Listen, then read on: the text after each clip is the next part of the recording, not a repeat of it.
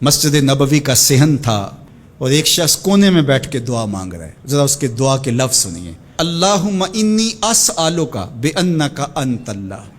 اے اللہ میں تجھ سے اس لیے مانگتا ہوں کہ تو میرا اللہ جو ہے. ذرا غور کیجیے. میرے والد گرامی فرماتے تھے کہ بیٹا باپ سے کہے کہ ابا جی میں آپ سے اس لیے مانگ رہا ہوں کہ آپ میرے ابو جو ہیں، تو باپ کو اپنا وجود بیچ کے بھی دینا پڑا تو اس کی ڈیمانڈ پوری کرے گا. جو اس نے لفظ ہی ایسا کہہ دیا کہ ابو میں آپ سے اس لیے مانگ رہا ہوں کہ آپ میرے ابو جو ہیں، تو میں نے آپ سے ہی مانگنا ہے. تو بندہ کیا کہہ رہا ہے؟ اللہم انی اسألک بانک انت اللہ. اللہ میں تجھ سے اس لیے مانگ رہا ہوں کہ تو میرا اللہ جو ہے. لا الہ الا انت، تیرے علاوہ کوئی ہے بھی تو نہیں.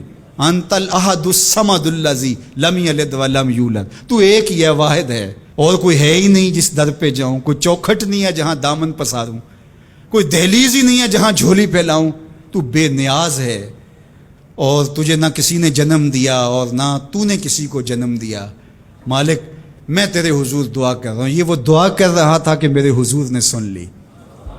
تو ایک صحابی کو فرمایا کہ یہ جو دعا کر رہا اب جو مانگے گا اللہ عطا کرے گا. اس نے مانگا ہی اس ڈھب سے ہے، اس ڈھب سے ہے. ایک دعا اور سن لیجئے جو سیدنا علی المرتضیٰ رضی اللہ تعالی عنہ رب سے مانگتے ہیں. اللہ اکبر. مجھے تو آج سارا دن اس دعا نے نحال کیے رکھا. یہ دعا مانگتے ہیں تو عجیب کیفیت ہوتی ہے. یا سریع الرضا اغفر لمن لا یملک الا الدعاء. اے جلدی راضی ہو جانے والے، چھیتی مان جانے والے، اغفر لمن لا یملک الا الدعاء.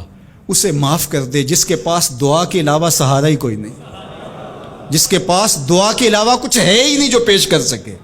التجا ہی کر سکتا ہے، ترلا ہی کر سکتا ہے، منت ہی کر سکتا ہے. منتوں اور ترلوں کے علاوہ جس کے پاس کچھ نہیں ہے، اے جلدی مان جانے والے اس کی مغفرت کر دے، اس کو بخش دے. اللہ اکبر. تو وہ کریم ہے، وہ کہتا ہے میرے در پہ آؤ تو صحیح، کوئی جھولی پھیلاؤ تو صحیح. ہم تو مائل بکرم ہیں، کوئی سائل ہی نہیں. راہ دکھلائیں کسے رہ رب منزل ہی نہیں.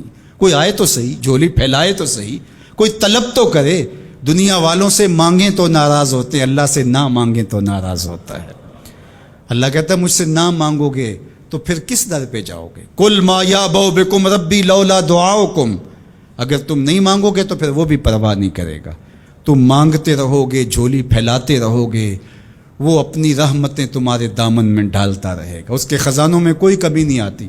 ہر بندے کو اس کی ڈیمانڈ کے مطابق، چاہت کے مطابق، طلب کے مطابق، آرزو اور تمنا کے مطابق دے دے.